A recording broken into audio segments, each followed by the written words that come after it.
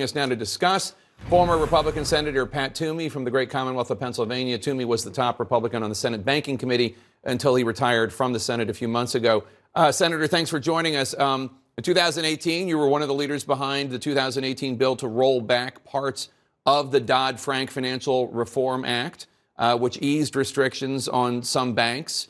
We've heard President Biden and others saying that this rollback could have contributed to the banking failure. Take a listen to Bernie Sanders, Senator Sanders, on the floor of the Senate in 2018, warning that a bank pretty much this size, Silicon Valley Bank, would be likelier with this deregulation. Let's roll that clip. Just yesterday, the Congressional Budget Office told us that the legislation we are debating today will, and I quote, increase the likelihood that a large financial firm with assets of between $100 billion and $250 billion would fail, end of quote. That's the CBO. In other words, this legislation makes it more likely that we will see another financial crisis. So here's the CBO report Senator Sanders is quoting. The part about this is not a huge part of it, but the basic argument is that the stress tests that had been required, that are no longer required, could have caught Silicon Valley Bank's interest rate risks, the problems that they were having investing in Treasury bonds too much. Is that not possible?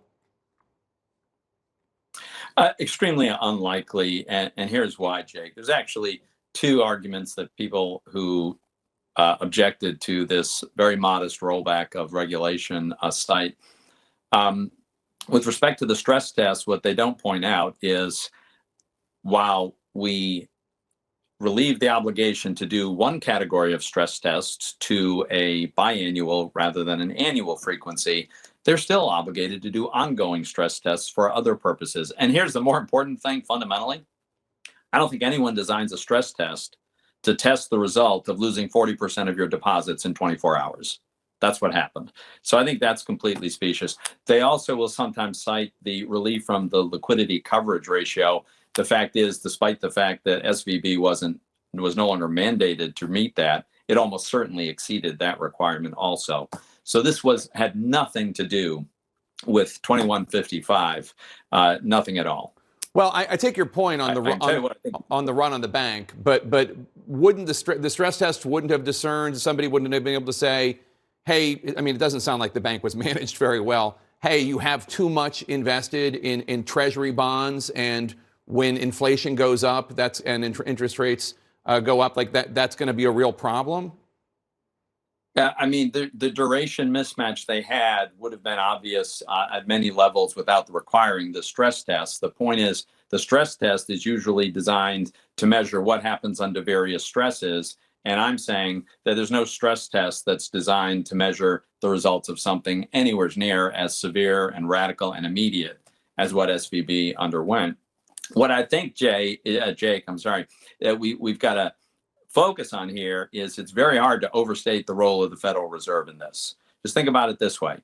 Wildly unprecedented easy money sloshing around on a massive scale, combined with all the spending that was going on, absolutely was a big source of the surge in deposits. That's the first point. Maintaining zero interest rates, and in fact, negative real interest rates, pressured all the banks to move out the risk curve. Now, in the case of SVB, it wasn't a credit risk curve, but it was a maturity risk curve. And then finally, when the Fed eventually realized how badly they'd gotten this wrong, and they very quickly raised rates, they drove underwater the very bond portfolios that they themselves had created at the bank. So, coming and going, this has the Fed's fingerprints all over it. Do you think that the people who might have encouraged the run on the bank, venture capitalists, individuals on Twitter or other forms of social media, bear any responsibility for this? It's hard to fault people from observing what they think is a problem and notifying people of that, right? They may be right, they may be wrong. I don't know what their motives were, but,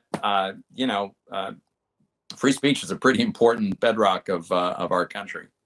Senator Pat Toomey, thank you so much, sir. Good to see you again. Thanks for having me, Jake.